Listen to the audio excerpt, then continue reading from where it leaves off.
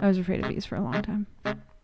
You were oh my god, memory unlocked. Francie was afraid of bees for a decade. Yeah, because of this. Yeah, and this And was then we just a got thing in my lost. childhood that Francie was afraid of bees. And I was also, my other big fear was getting lost. It's true. Oh my god. And I was- Francie, we you got- hear my voice choking up? Francie's been afraid of getting lost since George Bush was president. Yeah. On that day, my 6th birthday, we got lost and my fear of bees started. So Francie, you were actually like a Buddha before this walk. And then you went on this walk and you were given all the samskars that you took for the rest of your life with you. Well, honestly, I Kinda. think you're kind of right. Like that year of my life. Well, no, I guess that was What young, 'cause grade? I was turning What grade? 6. I guess that was like 2nd grade. Who was your first Bro. grade teacher? 6 is first grade. I don't know. You don't I know? don't know. I don't. That's so funny to It's me. like I didn't go to first grade. I think I didn't go to first grade. That's funny. Because all of my memories from that year are fake. Like, they feel fake. They feel like I made them up. What classroom was it? Here's the thing. I know that for half of the year, it was the classroom on the right hallway. Like, we walk in and you turn to the right. There's the classroom on the right. You switched classrooms? Yeah, but I don't know where I went. What did they do? Why did they switch them? Were they trying to even out the weight on the foundation? Yeah. It had, or maybe like our teachers switched and we didn't actually switch classrooms. But that whole year is really fuzzy. Maybe because I was traumatized by the bees. My birthday's pretty early in the year. Maybe it was the same year. I don't know. It is. But like, 2nd grade. They stung your memories away. Yes, so 2nd grade, I'm there. I'm back. We're so back. You want to know something, Francie? So I have Yeah. exactly the same fucking experience, but for 2nd grade. I know who my teacher was, but only because I've been told. Yeah. Second grade was Mrs. McLaren, one of the good ones, one of the good teachers. Same. Shouts out. She was my 2nd grade. Yeah, but Wait, I think she might have been my 1st grade teacher for half the year. But don't quote me. I don't know. But that might have been what I think. Maybe. Keep going. So I had a spectacularly bad 3rd grade teacher, who was never mean to me, but because of how bad she was, she did serious psychic damage to me. Like, she created large aspects of my personality. The whole thing about me knowing facts was because this teacher was so boring and also never like noticed me ever, that I just had to like do something to have a personality. I needed a personality stat. And so the one that I formed was I listened to this audiobook 25 times in a row every morning, and I memorized it. And that was where my personality came from. I wasn't that guy before 3rd grade. I was just a normal dude. We are thinking so like it's funny because like these are like where your formative experiences happen, where you sort of like gel as a person. So I think in retrospect we think like that we were fully cooked at that point because we're fully cooked now. But like I don't think I was fully cooked. I'm trying to get rid of these. I'm trying to let go of these parts of my personality because they're not really me. They were formed through bad things, and I got to get rid of them. I don't think they're fixed. I think it's fucking weight around my ankle, and I got to get rid of that shit. I heard someone say recently that, this was in Ted Lasso actually, and I might have said this when we recorded before, but you can't really change who you are. Like, but what seems like changing is just accepting yourself for who you are. So sort of. I think that's totally true. I think that if you say you can't change who you are, you have to decide who you are. Because there are parts of who you are that you can absolutely change. Absolutely.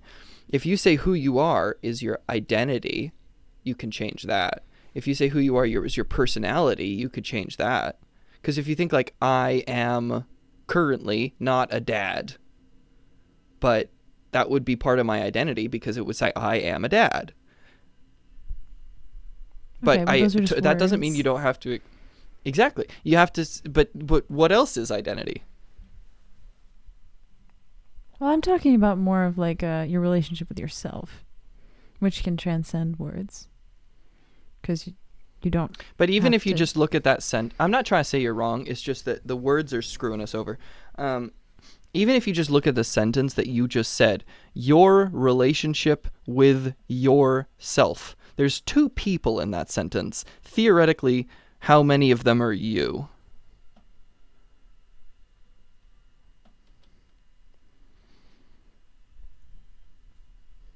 I feel like we can accept and know that everyone has different parts of themselves that it would make sense in a language, just using our language, it would make sense to view them as different people because they're different parts. And it's just like how it makes sense to say it. Yeah, why don't you say, Francie, what's it like to be different? Well, I was talking about this in therapy, and turns out a friend of mine was also talking about this very thing in therapy. Being different, feeling like you can't feel good about yourself because you're like different. And your therapist said, wait a second, your buddy was telling me the exact same thing. Let's go over what she said in her conversation with me 2 days ago. Yeah. And basically, my therapist asked me... Because I heard from this other therapist over drinks that... Sorry, no, go ahead. It's a callback! Comment 666 if you listen this far and understand the callback. My therapist asked me to think of someone who I admire, and I thought of someone. It was a friend in my life. And he said, why do you admire this person? And I said, it's because they're really giving and really non-judgmental and really kind and nice. And then he kind of asked me like, okay, well, tell me a little bit about their upbringing. What were some adversity they might have felt? Whatever. And what he was trying to get me to was the fact that like this person wouldn't have all these traits that I look up to and I like love about them. They got those traits from their adversity that they went through and being different. Yeah. So them being different made them the person that I love.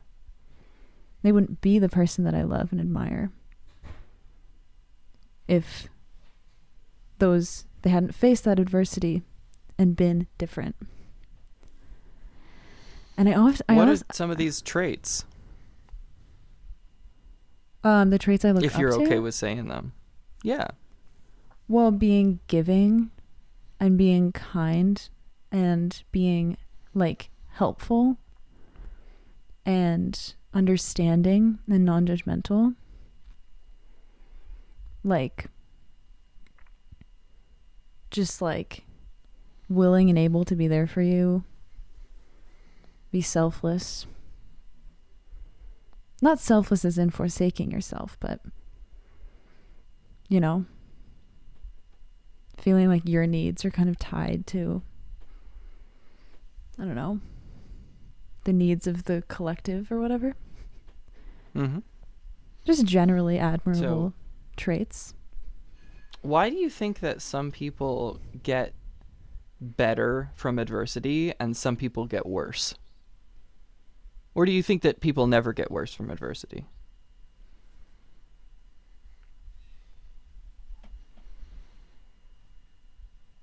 Well, I think we can definitely think of things or definitely seem like they do get worse from adversity. Worse and better, obviously, caveat. I mean, those are just harsh words, whatever. But like serial killers, and people who are abusive, Yeah. across the, I mean, almost universally have experienced I'm trauma saying, and so how do we abuse. make the good ones?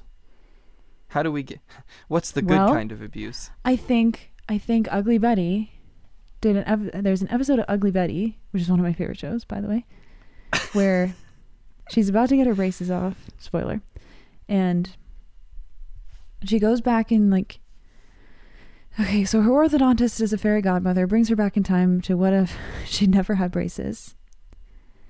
And oh wait, this actually does not prove my point at all. Anyway, well, we can still, okay. Betty from Ugly Betty had what she always had was love in her home and unwavering support in her home, even though her family was facing adversity, and she was in her life. So I don't know if that's part of it, but that's where my brain goes automatically. What do you think that taught her, though?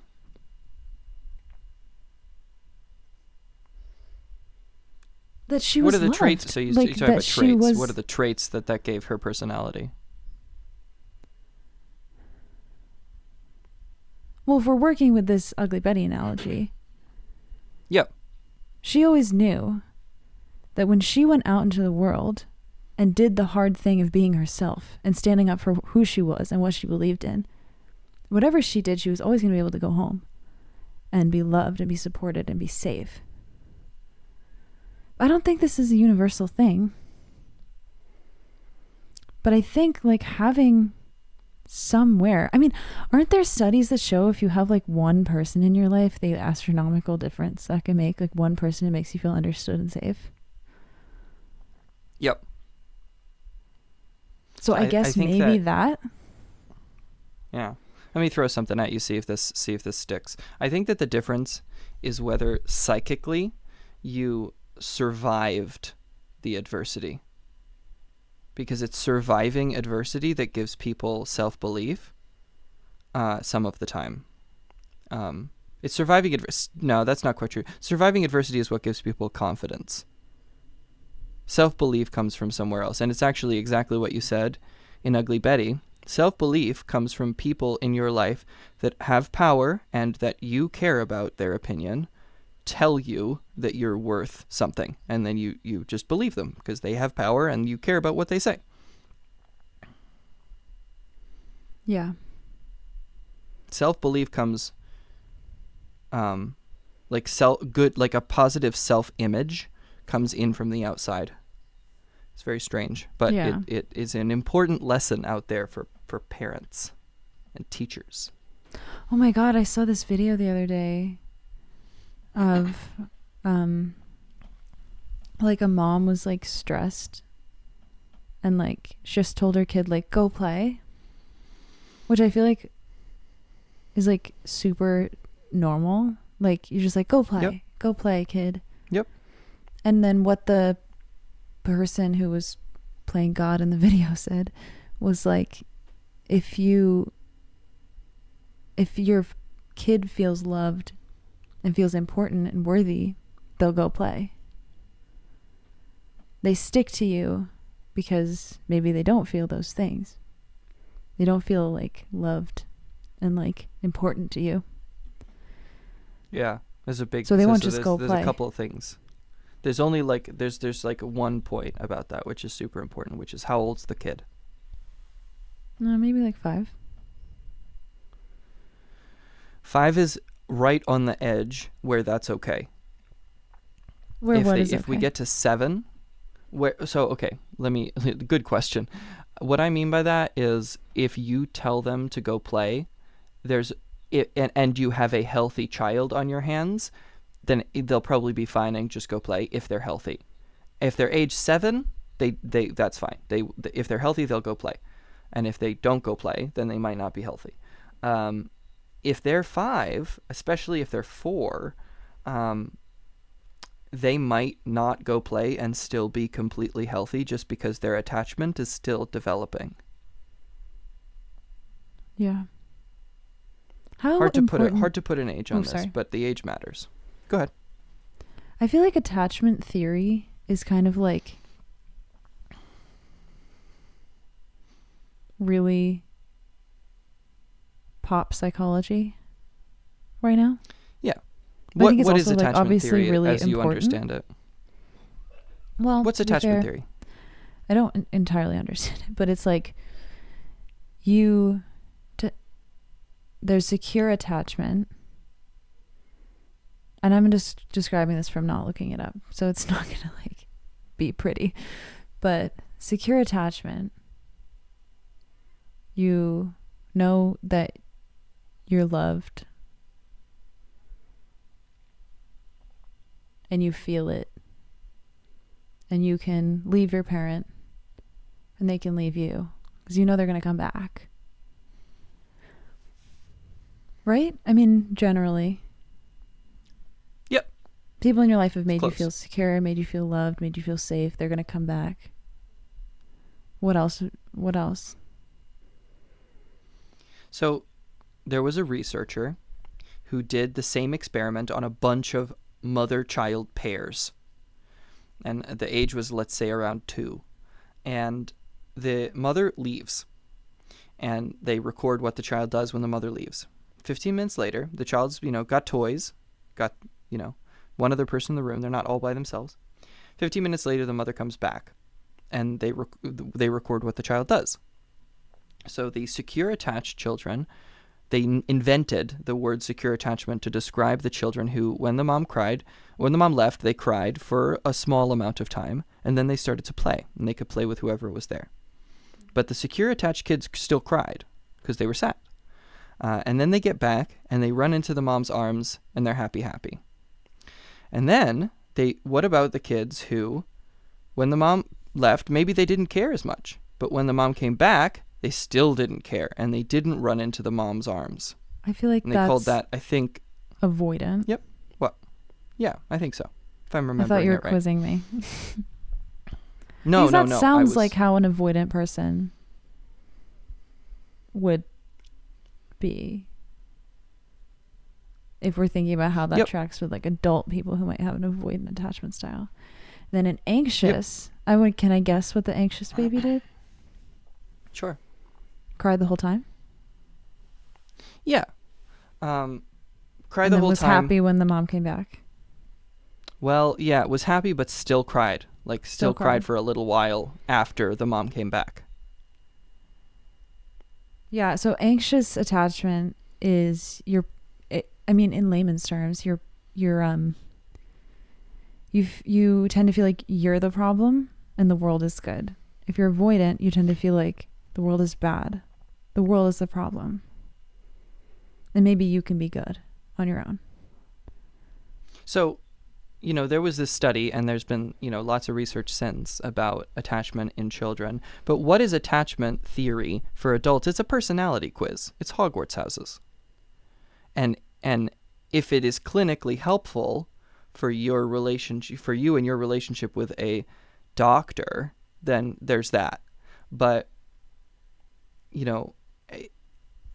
it's like, does it help you understand yourself? Sure. I mean, maybe. But it's I feel like you want to caveat it by saying it is a personality quiz if we're talking about grown-ups. Yeah, for sure. If you're working the other way around and you're saying how can you parent children to create a secure attachment style, then I think it's very useful. Yeah, like... Because, yeah. I think that is exactly how people use it. But, like, as a personality Which way? quiz, Yeah. as like not random, but like a designation that you give people for some reason. Mm-hmm.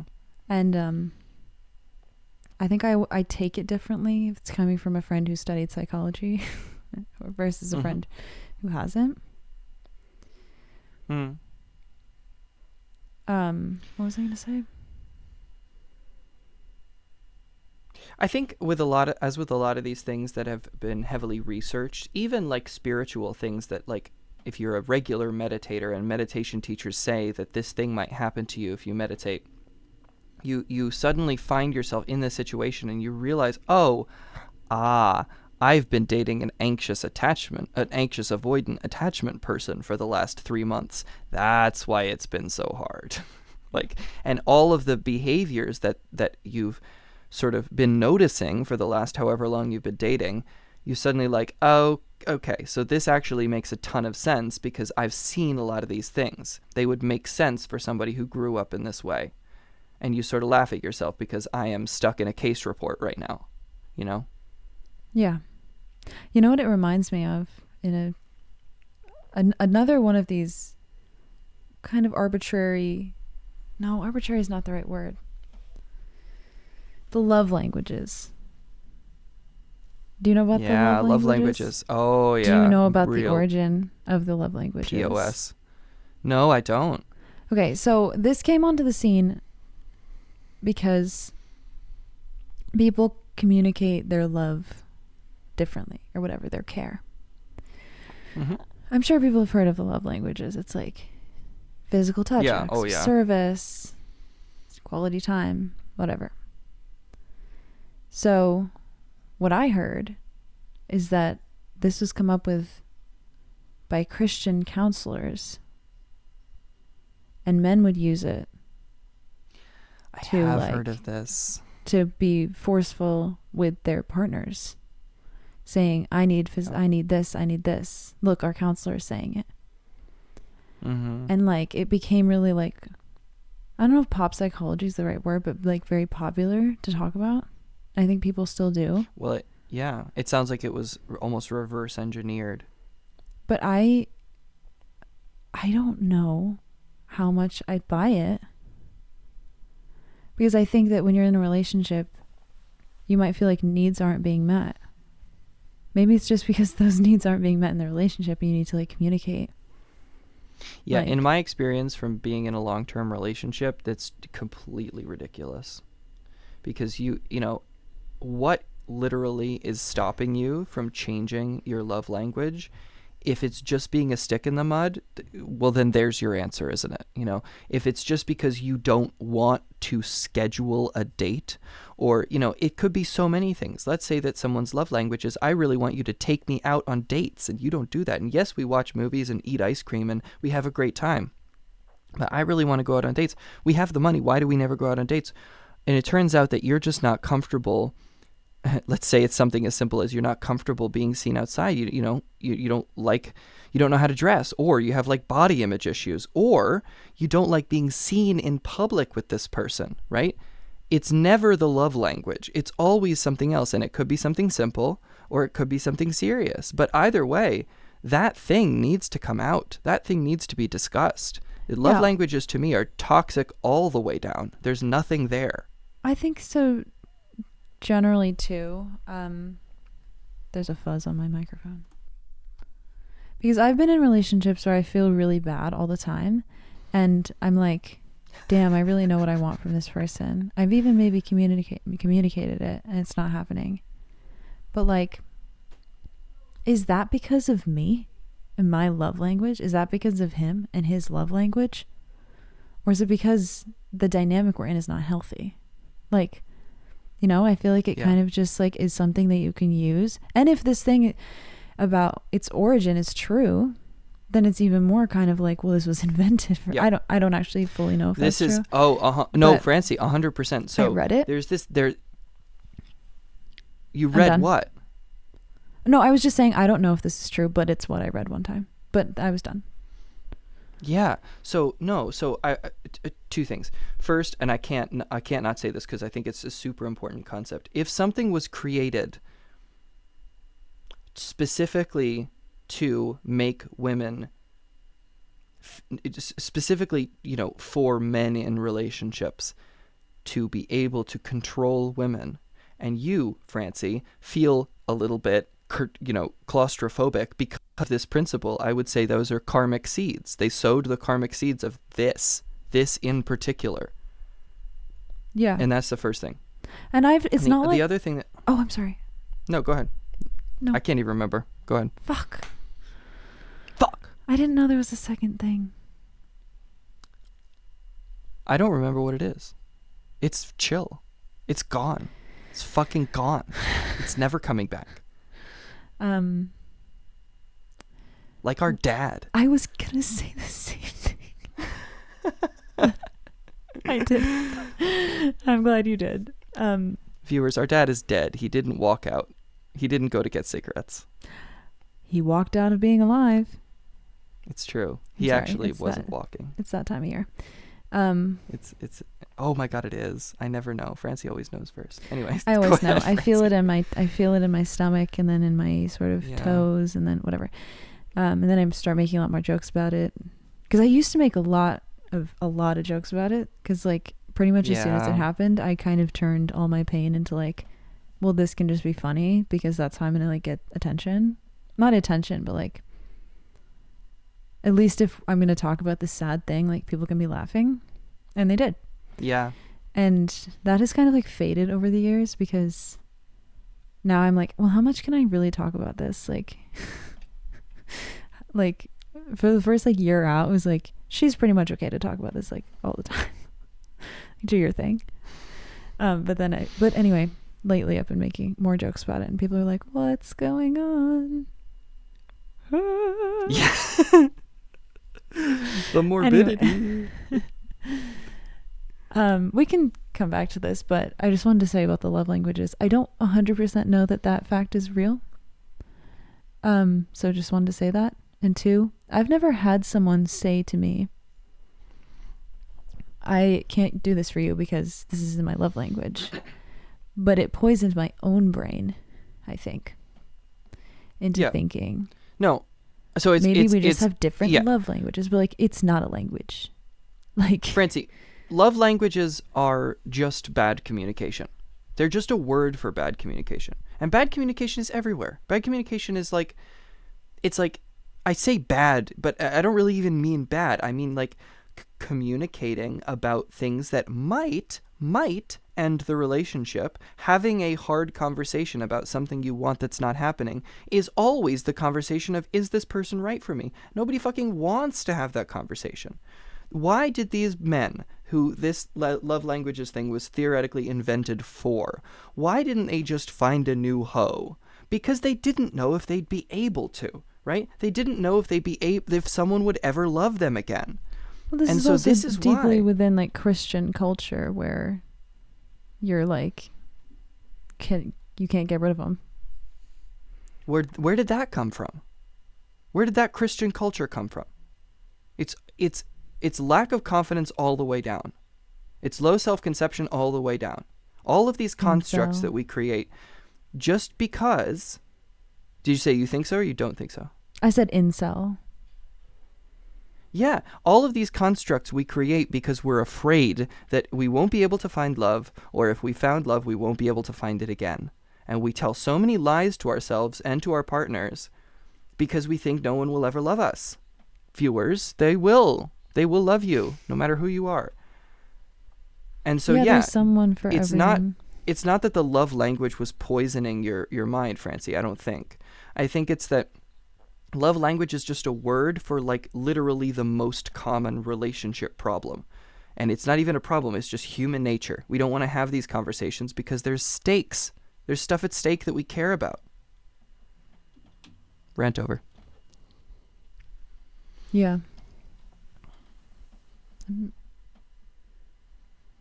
So Was there something else that you wanted to say about our playground that you didn't say?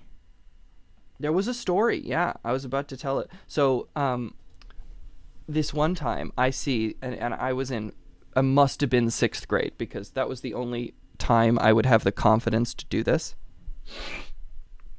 And I see somebody get bullied at recess.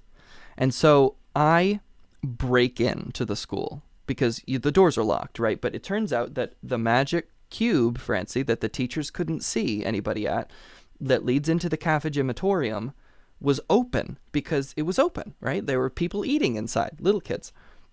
So I run in and I run through the gym, or I walk through the gym, and I go down the hallway that's 200 feet long and is claustrophobic and stretches into infinity.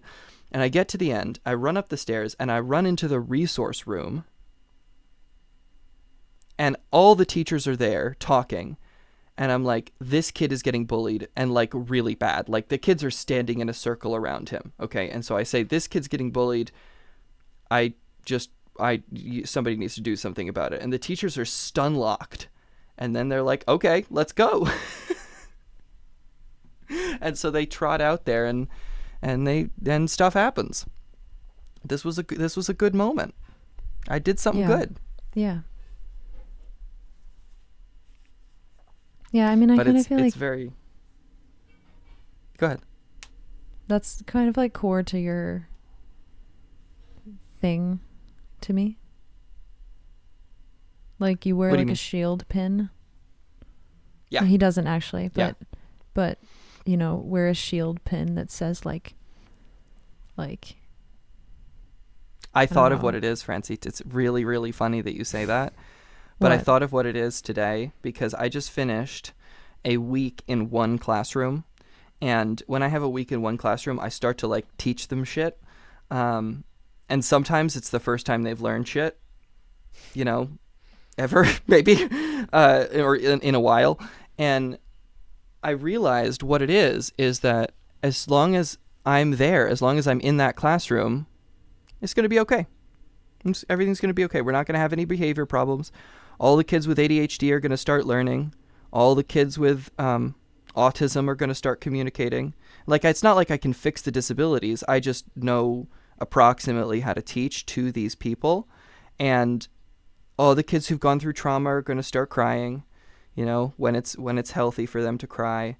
And it's not like it's miracles. It's just like simple techniques. But as long as I'm there, it's going to be okay. Day's going to go great. Yeah. Yeah. It's so arrogant. But I genuinely don't feel like it's because I'm doing anything special in particular. It's just like normal stuff. But it's normal stuff that, for whatever reason, other teachers don't really do Well, much. I don't know. I don't know if this is going to make sense, but I don't see that you put the pin on. I think that the pin was just there. So in that sense, I don't think that you're being arrogant. Because It was there. you didn't It was put where? the pin on. Well, I'm using Yeah. this pin on your shirt, this shield pin, as a metaphor for who you are. In kind of like, you know, going to stand up for the bully. Not stand up for the bully, Yeah. stand up for the bullied. You didn't put it Yeah. on your shirt. It just spawns on It whatever was just shirt on my you're shirt. wearing. It Yeah. it spawns on whatever shirt I'm wearing. Yeah. Yeah. So yeah. in that way, I think that's true. how can you be arrogant when Right. I didn't put the pin on. you didn't put the pin on? Yeah. Also, that doesn't answer the question of what the pin would actually say, because what you just said is too long for a pin. That's true. But it was a very similar thought to the pin.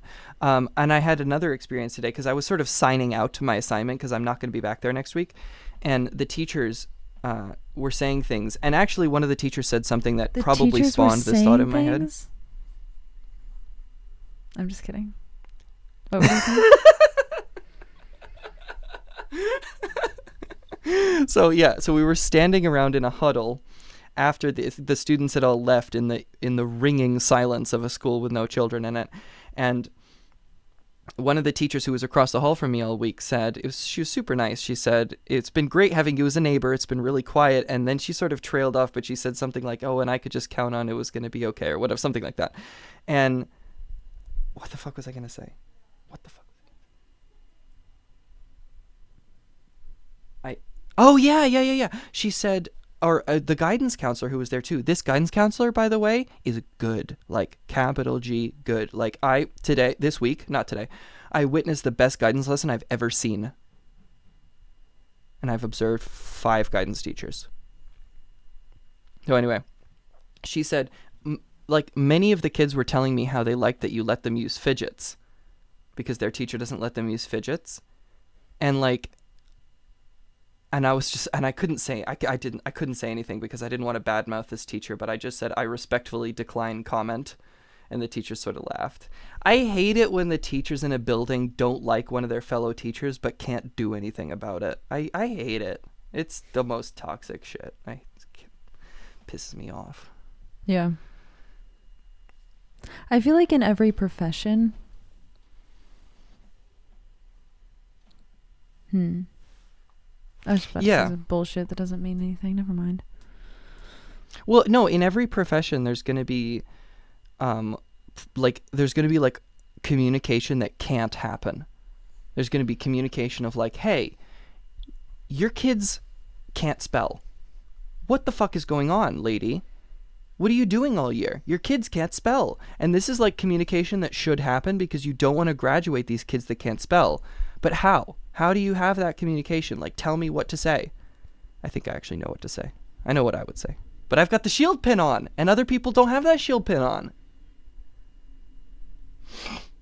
Yeah, and I think that the shield pin, I think everyone has a pin.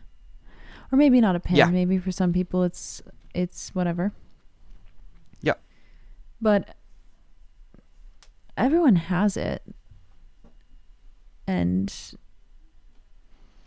I think that this goes back to kind of like a belief in like purpose and like something grander, something bigger, whatever. It's true. Not everyone has a shield pin, but everyone has something.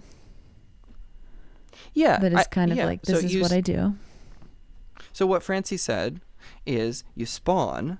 I don't know why I said Francie and not you. We're just going to go with it. You spawn. I didn't put the pin on. I don't wake up and put it on in the morning. It just spawns on whatever shirt. I can't take it off. I take it off, it comes back. And I think that you can say like everybody has that. We were talking a little while ago about what about you can you change and what about you can't you change. Well, I think that this is something that like maybe you could change it, but I don't know if you could, and I certainly don't think that you should. I think that whatever pin you have on, you shouldn't try to take it off. Like if you try, if this was a movie, if this was a TV show, like a fantasy TV show, it would just come back. Well, I think it's funny that this episode we're kind of talking about being kids and we're talking about purpose and difference, belonging, because my favorite book, I think, top 2, is The Alchemist, Paulo Coelho. I highly recommend it to everyone who can read. That was weird. I recommend it to people If you who can't, read. there's audiobooks. Yeah, literally. That was dumb. Anyway, Francie just minorly has a nervous breakdown. the book is about destiny and is described in the book as like your personal legend. So that's like his term, or that he got from somewhere. I don't know. It's the book's term. And the idea there that he gives us is everyone knows what their personal legend is when they're a child. But then life comes in and tells you, it's called like the great lie, which is that you don't have control over your life after a certain point. Anyway, so I think that this idea of like you can't take the pin off, from when you are a child, parts of you are baked in. And maybe what this book is saying, that is an idea that I've kind of come to find solace in, baked in, unchangeable. I'm just saying you can't, I think that it's interesting what our 2 memories were from that one room next to the library. What was yours again? Let's go back there. Mine was going to a writing club, and yours was an experience with being bullied. And the things that we're talking about that were very deeply important to us in childhood. I think both of us, in a way, knew what we always wanted to do with our lives very young. And I think everyone does. Because your personality kind of coalesces at this time in your life. And so I think in that way, we really can't change these things. But we can maybe find happiness in avoiding them. But like... So, if we get technical, which we don't have to get technical, but we could get technical for a second, I think that there is a way to tease this apart, if you let me talk about yoga for a second. Yeah, I mean, we don't think have that to. That's what we're talking about. Go for it. Yeah, so basically The pin, maybe I don't. There's a limited extent that I want to talk about this, because here's what I don't want to do. I don't want to conflate concepts that aren't related by mistake, and I don't understand this all to the degree that I understand the pin. Like, when you said that, it like meant something to me that I could really lock into, and I don't want to go there for like random terms in Sanskrit that I just like know about but don't really know about, if that makes sense. So all I'll say is I think that the pin is not personality and is not identity. It's a different thing. It's something that is given to you, but not put inside you. It is more like something that you have than something that you are, but you can't get rid of it. Yeah. That's what what I was trying to say too. I don't think it's personality. I don't think it's identity. I think like purpose or destiny, you could say, would make a little bit more sense. I'm talking about purpose. And I don't think that you're born with it, because I don't think that would make any sense with the way that I view the world at all. Because I don't believe in like a divine creator. You're not born. Right. No, exactly. Anything. So That's I don't why think I say that your the childhood, that when you become who you are, fundamentally, is when you start to realize what that is. So I don't think that the pin is your purpose. I think the pin dictates your purpose. Mm-hmm. Because if you've got a pin that says this thing, then there are certain purposes that make sense for you and certain ones that don't. It is weird about how this school has so many spiritual stories. Like, you could write like a spiritual book about the different parts of the school. It's so weird. I just feel like that would be true for anyone's elementary school. This is what I'm wondering. This is what I'm wondering. I was kind of And so here's what one quick thing. Yeah. I think that I hope that everybody could write a spiritual book about their elementary school that is as detailed as the one that we could write. That's what I hope for people. But I'm not sure that it happen. In fact, I'm sure that it doesn't happen for some kids, because I've seen these elementary schools and I've seen that there will be some missing chapters if other people do this. So I hope that they can. Yeah, I mean, I feel like I've always thought kind of like one of the most important factors into your personality and your core values and like how you interact with people is like the very specific area where you're from, like your zip code, like your county, your school district, which actually, side note, people don't reference their school district as to where they're from if they're not from a rural area. Like, people don't say, oh yeah, that's in my school district. Like, people don't say that, which I recently discovered. Wait, what do they say? What do they say? Like, that's in my town. That's my town. That's near my town. Like we just have such our towns are too small. We just have such a... Anyway, I think that like where you're from very, very locally has such a big impact on like who you... If like recently my friends came to visit me, and I haven't been around people who are from Central Maine or the Mid-Coast in like a while, except for my friend Andre, who I think this fact is true with too. And like we were interacting on like kind of a different level, because we understood each other on a really fundamental level. And if I think that if I were to have a reunion with the people that I went to elementary school with, we would get along famously. I think like because we're probably brought up with really, really similar core values in really, really similar settings.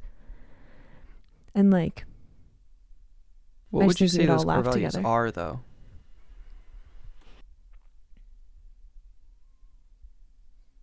For us specifically? Yeah. What do you think were those shared? Because there's a lot of ways we didn't share core values with the people we grew up around. I think we do. Like politics and stuff. No, I'm not talking about like politics. What though? I think like it's the idea of like if there's a car stuck on the side of the road and you have like a big enough truck, like you'll stop. Stuff like that. Okay. Yeah. I think it's like, I was actually talking about this with my friend who's from Maine. There's this kind of like ignorance that kind of like transcends prejudice almost. Like people think of people as like all the same. And so if you have a particular identity, it can often just get like overlooked because everyone just thinks of each other as like, oh, we're all the same. And it almost like judgment and prejudice is almost like completely present, but just like a different conversation. Like, I just think prejudice acts differently in a community that is pretty homogeneous. It's present, but it's a different conversation within the small community people grow up in. Is that what you're saying? Maybe. I just think so. Prejudice Not when you is go like, in. Go ahead. There's a lot of prejudice where we're from. A lot of people are very judgmental. Racism, sexism, homophobia, transphobia. Yeah. But what I was talking about with my friend, and I don't think it's coming across the way I wanted, is often people who are of a marginalized identity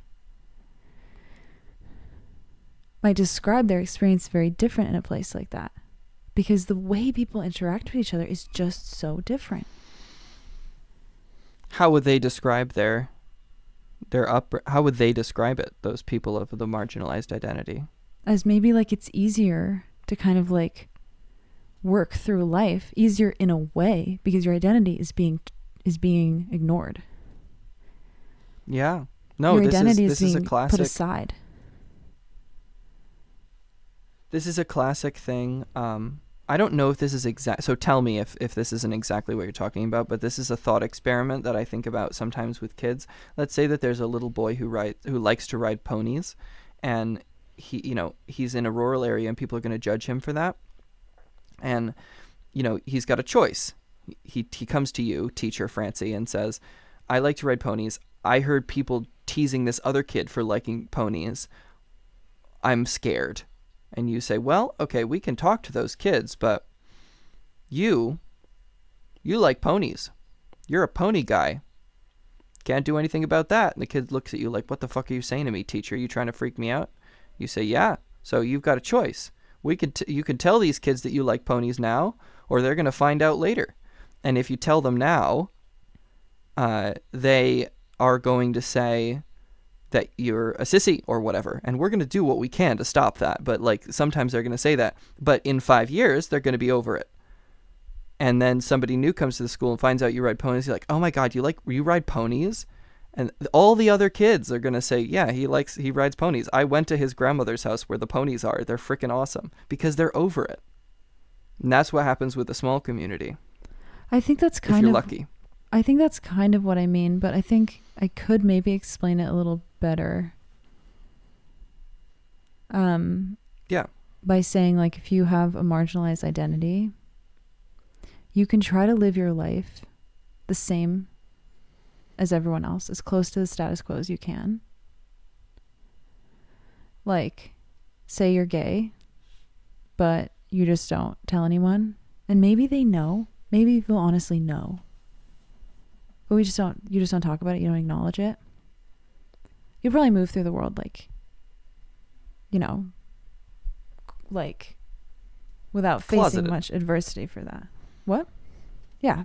Closeted. Or you can live with your identity out in the open, and that becomes your entire person, your entire personality, or everything that people and know you about might be accepted is related to this identity. What? And you might be accepted, sort of. And you might be accepted. Yes, that's the thing. That's what I'm talking about. Yeah, I think that's the key. Yes, and I think this is Because so hard to describe. Sorry. Yeah, very close relationships. If you have these relatively close relationships with with the people in your community, and it's a small community, prejudice won't survive them learning more about you. If they come over and you make dinner, you and your gay lover make dinner for these people, and you do this 30 times, prejudice won't survive that, or it'll be very hard for prejudice to survive that. And well, so I don't think that prejudice... can happen. Sorry. Go ahead. No, tell me. I don't think prejudice can hold up to understanding, and I think that you can reach understanding Exactly. in a few ways. Knowledge is one, which is why knowledge is so important, and learning and education is so important. I think falling in love and loving someone is another way. Yeah. Like truly caring for someone that you judge, you have prejudice towards, can give you that understanding too. And I think that's kind of like tough to say out loud. Why? It didn't strike me that way, so that's interesting. Because you want people to just be able to stop being homophobic, for example. Like, you don't want it to take loving someone or being in love with them to show you that they're an okay person to be around, Yep. But I don't think prejudice can hold up to understanding, because I don't think prejudice is our default setting. I think acceptance and love is our default setting. Yes. So I'm Francie, actually saying the opposite. Like, focus on the love and the knowledge too, and learning more. So Francie, if no prejudice is our default setting, then when a child develops their personality, are they really cementing who they are?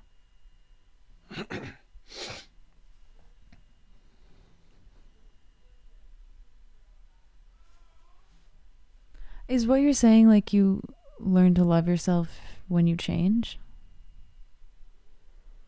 I don't Is know that what what I'm you're saying. saying? What do you think? What do you think? I don't know. Can you repeat? Yeah, totally. If prejudice, if the lack of prejudice, if understanding is the default state, this is what you said. I think it makes perfect sense. Then when we're young in Monroe School, are we really cementing, when we cement our personality, are we really cementing who we are? I think I'm getting caught up because I'm not sure if I think understanding is our default setting. I just don't think prejudice. Well, you think a lack of prejudice is our so that we'll go with that. It seems like you think humans, a lack of prejudice is our default setting. It seems like humans, it's very easy for humans to feel prejudice. Yes. Yes. So the question but is, it's very easy to, on the other side of that, get to understanding. What? Are you sure? No, that didn't make sense. Explain what you mean. It's because people didn't... I'm getting confused. You're doing great. This is a confusing thing. Two, bands of hunter-gatherers. Yep. They might feel prejudice towards each other. Would they? No, they wouldn't. They might feel fear. If they feel prejudice, where would that prejudice come from? This is a great example. So, Francie, you grow up in one of these bands. Where does your prejudice come from?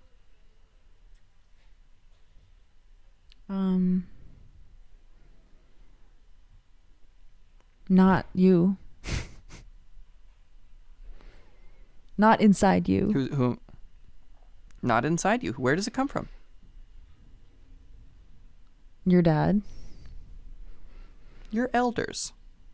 They teach you. Don't trust the people who live on the other side of the river. Right. You learn it in school, Francie. Mm-hmm. Prejudices come in from the outside. Prejudices come in. And so getting over prejudice is not about understanding. It's about unlearning. It's about forgetting. So no, you're not cemented into who you are in school, but there's so many ways No. where I can see through lines from the people that I went to school with to who they are now. I can see perfectly through the whole line. Yeah, so you gotta decide what you mean by who they are now, and then we can talk. How do you know? So let me ask you this. How do you come to understand who they are?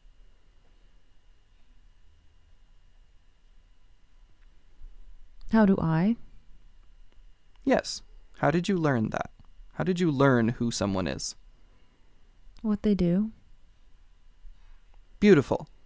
So you learn by their actions. Yeah. So why do we act? Why do we do things? Is that what you're saying? Yeah. Because we can. I would say that's one reason. I think there's another reason.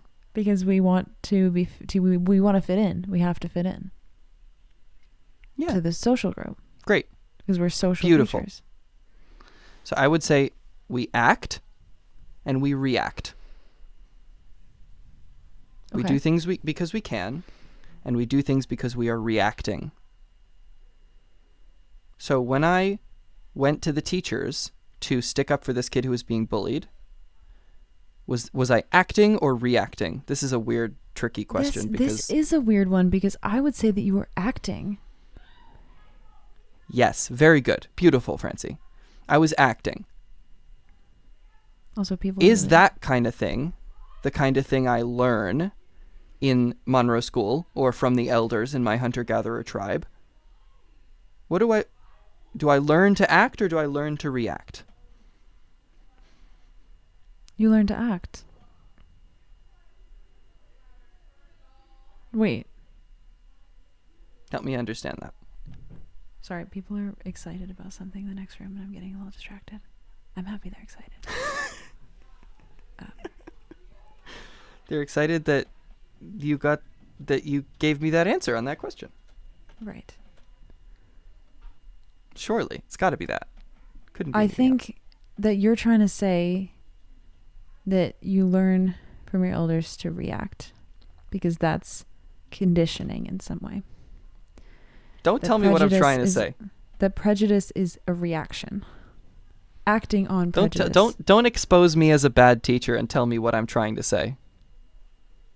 You're fucking exposing me right now. No, I'm not. I was going to I'm just end this kidding. by saying something about how you're whatever. We'll get there. I'm so sorry. I'm so sorry. I ruined it. But anyway, so you were talking about conditioning. What were you saying about that? Well, talking about like social order. We live in a society. We do. I actually like Um, social order better than society. Well, yeah, I was just about to say, like, use the term social order because you told me John Green does. Yeah, we stan.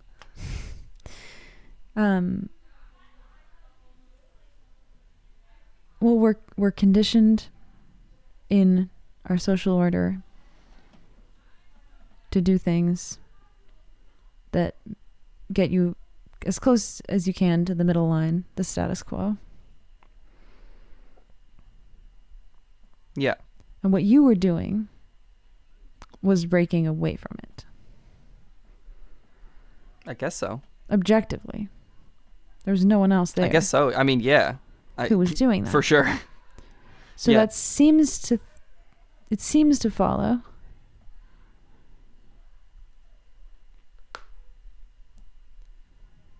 that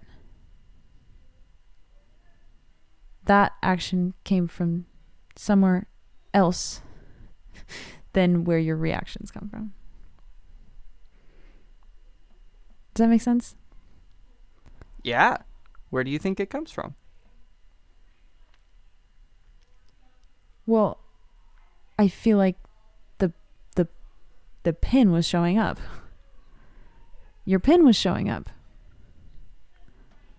Yeah. It's brilliant, Francie. You did that was perfect. Thanks. So, prejudice, action or reaction? Reaction. Now we have a bias here because we've labeled one of them as the pin and we think the pin is good. but let's try not to lean into that prejudice. Like, why do you No, I'm think just it's a following the reaction? logic. Because prejudice is what we're taught by our elders. Therefore, it's part of our social conditioning. Therefore, it's a reaction. But there's the bias, right? Because prejudice could be part of the action. You know, it could be innate. Those are, I guess, no, not innate, but it could be part of the pin. No, it It could cannot. be right.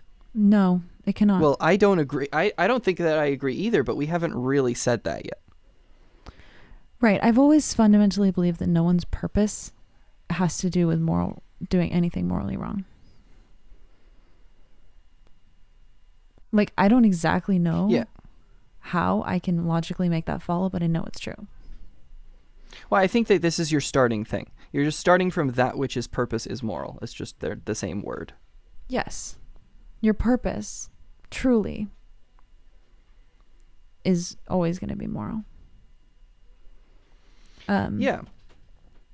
I think I might say it a little different, but I think because I think in the moment, if I can, I try to rationalize situations of like one moment. I think that there's a right decision and a wrong decision at any given moment. Yeah. And Yeah. that's it. Like, you don't need to, you don't need to say anything, because that explains purpose, right? Because your purpose is to make the right decision at any given moment. I don't know if that's exactly how I think about it. I do think that you can be neutral. I think that there are neutral actions. Maybe that's more in a society way and not in like a spiritual way. But So I'm laughing at myself, Francie, because saying there's a right choice and a wrong choice at any given moment and your purpose is to make the right choice is very shield-pilled of me. That's the shield talking. This is how I see things. I don't know that this is true. I mean, and This is I don't me. either, because I think I'm a very black and white thinker, and I think about morals and like ethics as black and white, and I think that I have a moral system, and I kind of use that to categorize things as right or wrong. But I don't do that at all. Yeah, I think that there are neutrals and supererogatives. You're gonna have to define that one. I don't know what that is means. Really one of my words of the year, meaning morally good but not morally required. Okay. And I sort of think this in this situation because I don't think that the other kids standing around you were necessarily doing something wrong. Oh, wait, I just broke through. Tell me There's what you levels of wrong. There's What do you levels of wrong. And so I think it's obviously true that not changing the toilet paper roll and murdering someone are very different. Not cleaning your dishes after you're done making dinner and murdering someone are very different. But maybe both wrong. So let me ask you, Francie, let me make this harder. Let's say that you were abused as a child. Horribly. For that person who is genuinely screwed up, is murder as bad as it is for me? I don't think it is. No, it isn't. I think I have to bite the bullet on that one for my world to make sense. Because no, I think you're exactly right, Fran. This exact thing is how I get to the bottom of this question of, are there moral neutrals? And I think I'm circling back around to agreeing with you, but I think this levels of wrong is breaks it wide open. I'm going to try to help you. I'm going to try to help you out of this levels of wrong, because I think that we can understand this. I do. What is the difference between... I'm sorry, did you actually get PO'd there? No, I didn't. I was kidding. Okay. I do already. Shut up. What is the difference between me murdering somebody and someone who was abused as a child murdering somebody? Well, I think that this is where intention comes in, because the act of the murder is done. And I believe that, you know, if there's going to be a justice system, it has to be based on like rehabilitation, because the Well, let's pause. murdered. Let me specify the question.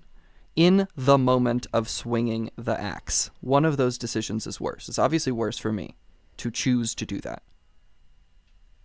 What is worse about it? I don't really know how to say it, but it reminds me of something you said earlier, which was like being psychically healed from your trauma versus not.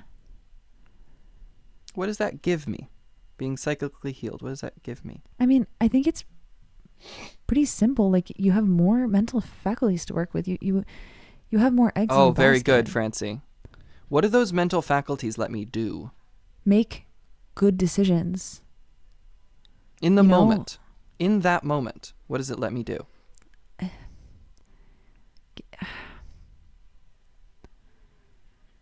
Because I'm swinging the axe either way. That's where we start. I'm swinging. I'm cutting that person. But it's worse for me because I have more mental faculties. But what do those mental faculties let me do that make it worse?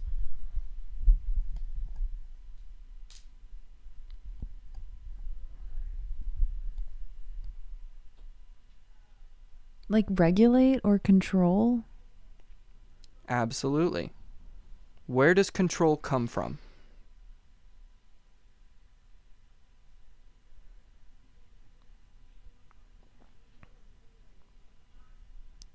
Your childhood. Like, In any given moment, where does control come from? okay, I know that I can't control what my actions are when I'm more stressed. Yes. Like, So I why rolled not? my eyes at a customer today behind his back. I did it twice because I was like having a horrible morning, and he Yeah. ordered 2 sandwiches at 6:45 a.m. and I'm like, are you fucking kidding me? Yeah. Why does stress make control harder? I don't know. Oh my god. Yeah. It's okay. So when you go to the dentist, get your mouth numbed, you can't control what your tongue does. Your drool, because you can't control your lips. What happened to take that control away? Does your nerves still work fine?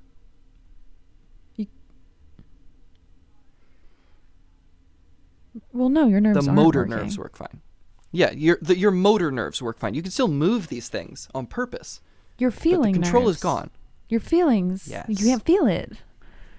So, yeah, The difference between me murdering somebody and someone who is heavily abused murdering somebody is mental faculties, and what those mental faculties let me do in that moment that make it worse morally is awareness. I'm more aware of what I'm doing than somebody with less mental faculties in that moment. Yeah. So there are not levels of right and wrong. There are levels of awareness. Right and wrong is right and wrong. It's still wrong for the murderer to do that. Absolutely it is. It's exactly the same amount of wrong. Of course. And it's still wrong But to they be, have less awareness. it is wrong to be prejudiced against someone. It's wrong to be mean to someone because of an immutable characteristic. I would say, if you're ignorant to something, you didn't know. I think that is different. And so what does falling in love give you? It gives you more awareness. Awareness. And I think I have someone in my life who like said something that I was like, oh girl, you can't say that. And I explained why. And she said, okay, I'll never say that again. And she didn't. So why am I not upset? Why, or sorry, hey, let's phrase this correctly, Eli, because this is important, I think. Why is it I had to go and tell the teachers about what was happening on that playground when they were teasing the kid? And it's not a huge, It's less of a thing that the other kids who were actually teasing him didn't go and tell on them because they had less awareness. Yeah. And this is exactly where, again, circling back to adversity giving you your strength and being different giving you strength and power and admirable traits, because it can make you more aware of things that are happening to other people, because something like that happened to you. Nothing like this had ever happened to me, but I think you're exactly right. Well, you just told the story of how you experienced bullying before that. No, but I didn't know. I don't think I don't think that it hit matter. me as real bullying. I don't think that it stuck, Okay, and it was nothing like maybe. this. Actually, you know what? You're wrong. I'm wrong. Maybe. I'm wrong. I just- It was. There were parts of it that were like this. I just don't. I don't No, know. that was actually just an But- incorrect statement I just made. Because there were times where there were people standing around in a circle teasing me. It did happen. Yeah, I mean, I think that when you Yeah. So the have adversity experiences like that, gives that is people what makes that awareness more. Yeah. And this Yeah. is why Betty was able to get ahead in her career and able to like fight through the adversity and become like who she was. We're talking about Ugly Betty again. It's a great analogy. It's a great representation of all of this. Because she's just way more aware of the things that were happening around her, the things that were happening to other people. Yeah.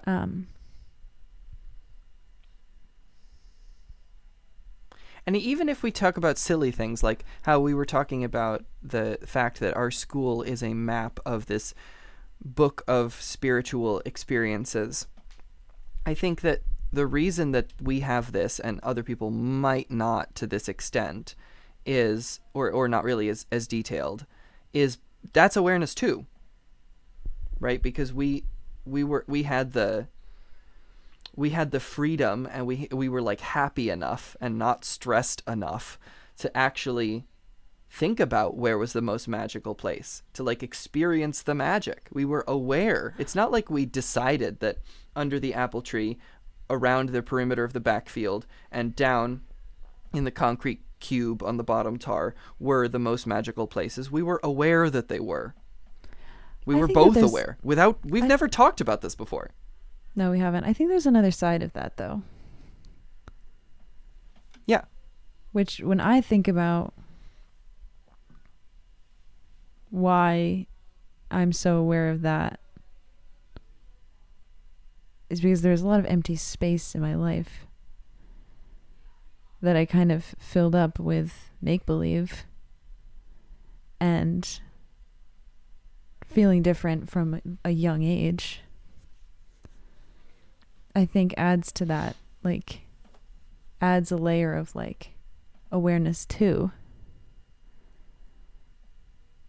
Like, when I think about that part at the tree line, that's where I was always scared that people, were gonna, like, be really mean to me because no one could see.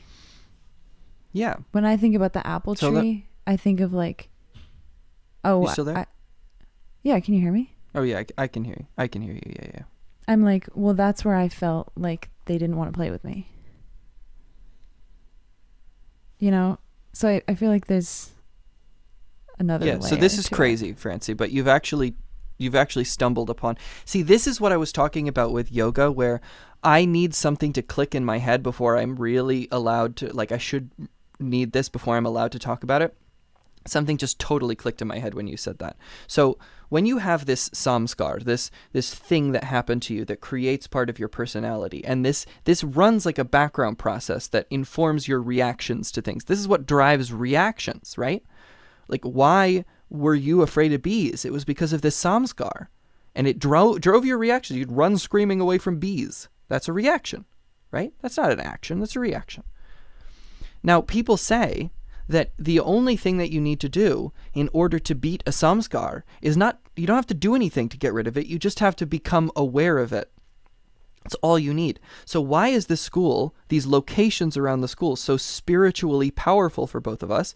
Because they come with awareness of what we were afraid of. They didn't get rid of the fear, but they came with awareness of the fear.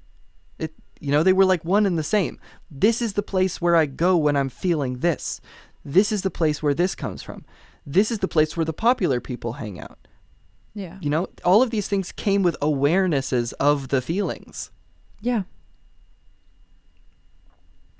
And in a weird way, it's like sufficient almost, or it's like healthy that we.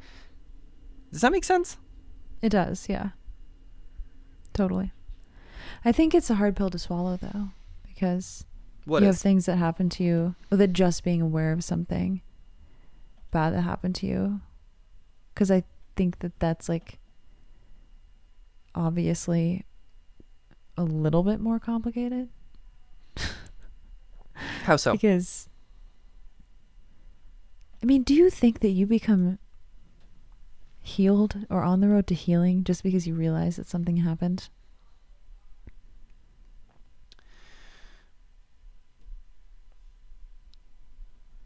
Yeah, I think.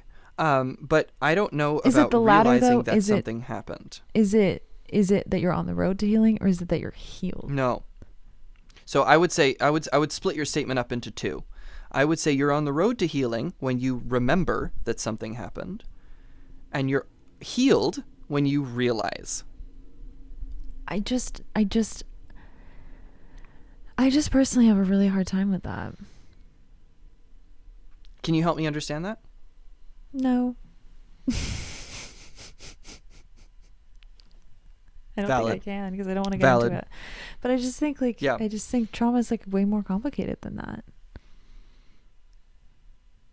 Well, I don't think that you are healed when you realize that something happened.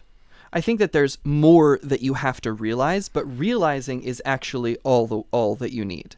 But it's more than just realizing that this thing happened, There's like more to realize. Does that seem more valid? Well, you're saying that you can think your way out of trauma. No. Realizing is not thinking. It's actually the opposite. Okay. Do you think that realization can come through thinking? Like understanding can come through knowledge? No. I actually think that they're oil and water. Your answer being no makes it make a lot more sense to me. How so? Saying, okay. If your answer to that was yes, that you can think your way out of trauma, I would just write that off. I would just automatically write that off. I'd probably try to just move on from the topic. Honestly, it will be over if you had said that, I would. Thank you guys so much for watching. Good, Right, but so, what was the other thing? You said you can't think your way out of it. Yeah. But you're maintaining that realization is all you need. Okay, realization doesn't come through thinking. That just makes it make a lot more sense, because that you can enter into the conversation where it's like working through it, or doing therapy, or doing meditation, or doing whatever. So I don't think you can work through it either. Yes, but I'm saying what leads to realization? What's the road to realization? There's no road. There's no road. Well, this is why grief sometimes takes vastly different times for different people. Okay, maybe I just want there to be one road, and that's why I said no when you said, can you make this make more sense? And that's why I don't. Of course you want there to be one road. Oh, this is a bitter pill that I had to swallow as a teacher. There is no road. I want to there's things I can do, but here's what I'm doing as a teacher. I am attempting to, I am sowing seeds that if I'm lucky, they will sprout and the kids will have a moment of realization. That moment of realization is the only time that learning happens, is the only time that you can get over trauma. Would you say that there's no road? There's no road. Would you say that like you once described having an idea to me as a moment of enlightenment? Would you describe this realization as also a moment of enlightenment? Yep. Yoga Chitta Yeah. Vritti Nirodha. That makes sense. I still hate it, and I still don't want to talk about it. Yeah. But it's a bitter pill. Absolutely. Yeah.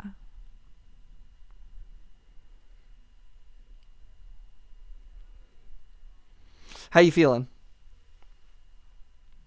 A little bit pissed off, but for no particular reason. She's thinking. Not pissed off, just like annoyed in my heart. Can you say that all again? I lost a bunch of that for some reason. Well, I said I'm a little bit pissed off, but I don't know at what. And then I said not really pissed off, just annoyed in my heart. Yeah. Yeah. Because it was a really good conversation, but it just, the place it ended up is like kind of annoying. It kind of makes me sad.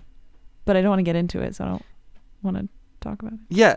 We don't have to get into it. I'm curious. I think I know. I could even say, and you don't even have to say if I'm right or not, what I think is annoying about it.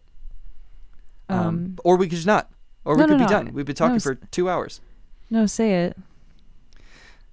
So I think that you're annoyed because we want, you want there to be, you might have things that have happened to you that have created these traumas, and they're running as background processes, and you want to have authority over when they leave, and it's very, very disempowering to feel like you don't have authority over when these background processes are going to quit. You want to be able to kill them things off. And I think you can. It's just that they come back.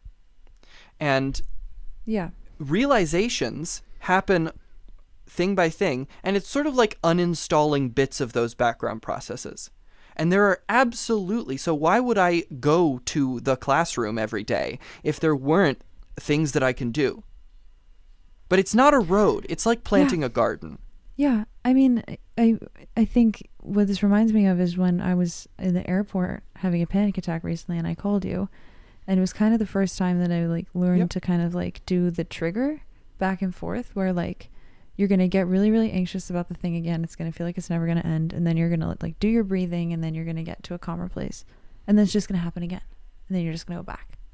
Right.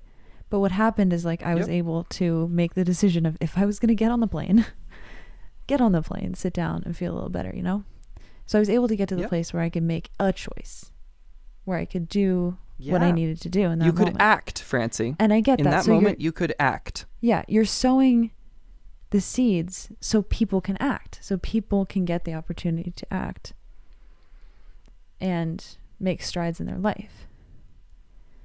Which I think it was really, really hard for me during that panic attack, during any, because you're like, oh my God, it's just going to come back. It's just going to come back. It's always going to come back. Yeah. Like, no, it's always going to come back. It's the same thing I've always felt with depression too. Like dealing with chronic, depression, not chronic, but like whatever, major depressive disorder. Like, when you're feeling good, there's always the feeling that you're not going to feel good. When you're feeling bad, there's always the feeling that you're not going to always feel bad. And that's just kind of like a truth with depression that I've learned to accept. But with anxiety or trauma, it's just like really, really hard. Because maybe the highs and lows are like more intense. The nature of the mind is to be fluctuant. Yeah, and That's a direct Dr. K quote, by the way. I've always kind of like understood trauma as like a wound that doesn't heal.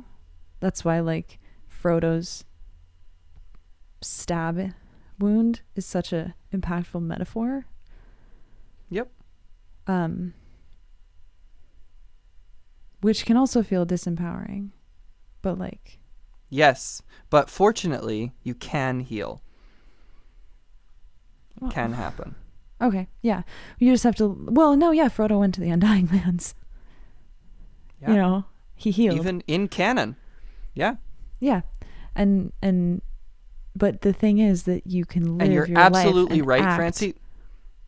on the road to healing Go too. ahead. That's all. Yeah, so you're absolutely right to invoke the spiritual metaphor, because this moment of realization is a spiritual thing.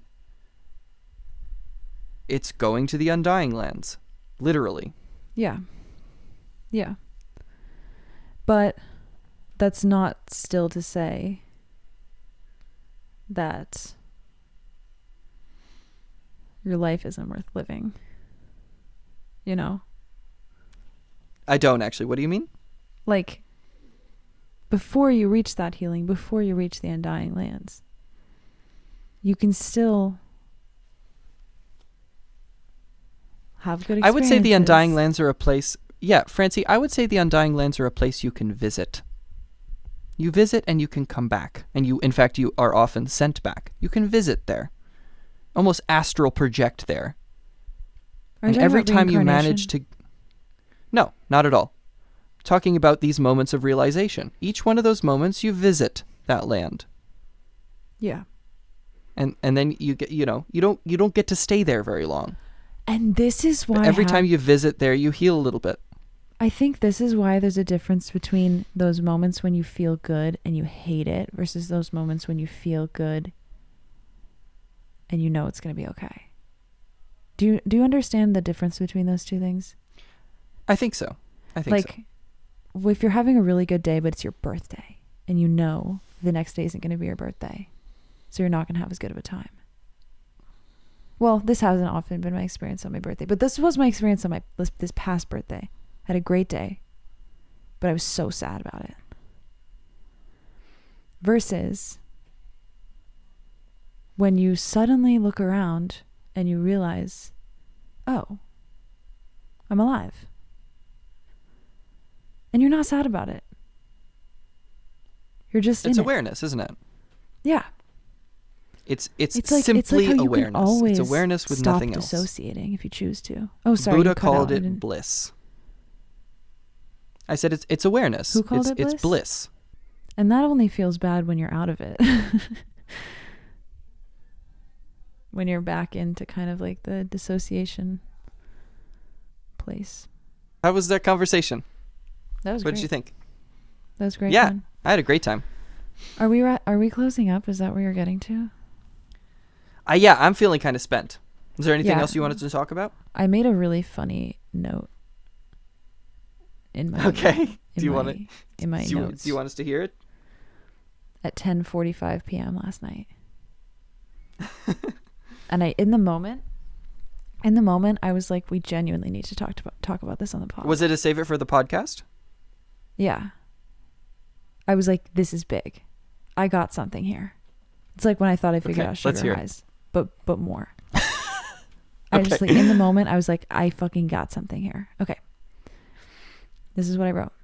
Is there any chance that tornadoes are really small black holes? There's some similar processes, I will say.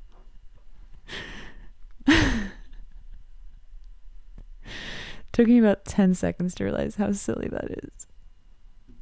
I don't think it's silly. Actually, seriously. Tornadoes happen when there's hot air under cold air, and they try to change places. And the fastest way for that to happen is a vortex. Well, gravity. Oh my God, what's happening to me? In fluid dynamics, the fastest way for two bodies to exchange places in 3 dimensions is a vortex. Well, black holes happen when the gravity is so strong that light can't escape. Those feel like very different things to me. They aren't. There's just a dimension thing. Gravities Yeah. are happening in bending into the 4th So there is a dimension, chance. and tornadoes are happening in 3 space. That's the only reason. But it's somewhat similar. There's a mass exchange that's happening. Yeah. Well, I really thought I'd crack the code. I actually am thinking through the fluid dynamics just to figure out in what way they're similar, but my brain is chugging. The fans in my brain just spun up to max speed, and things are still Yeah. moving at like 1%. Yeah, no, I didn't bring it up because I wanted the explanation. I brought it up because I thought it was funny. Yeah, I think that you're actually spitting bars. I think that they are actually kind of. There's a lot of similar processes, and it's funny because black holes. So I will say, Francie, there's one concrete way they're similar. Black holes have this thing called an accretion disk.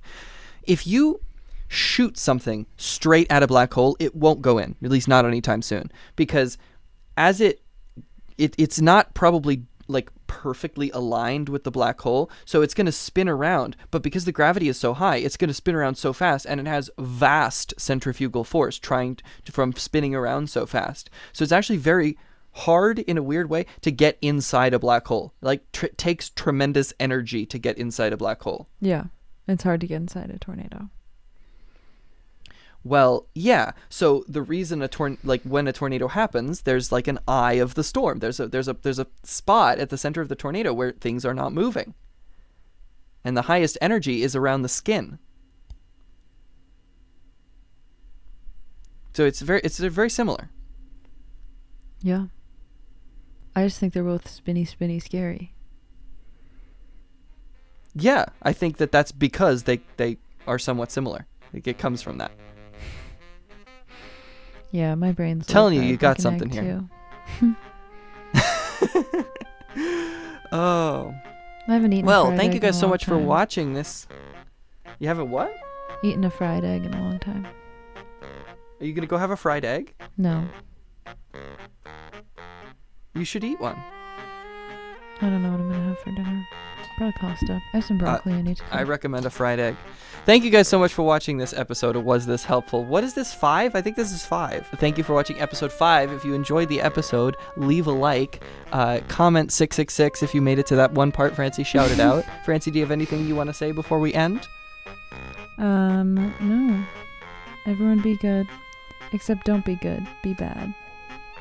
Yeah, be bad. Be bad. Screw your duty in life. But have a good night. Have a good night. Have a fantastic night.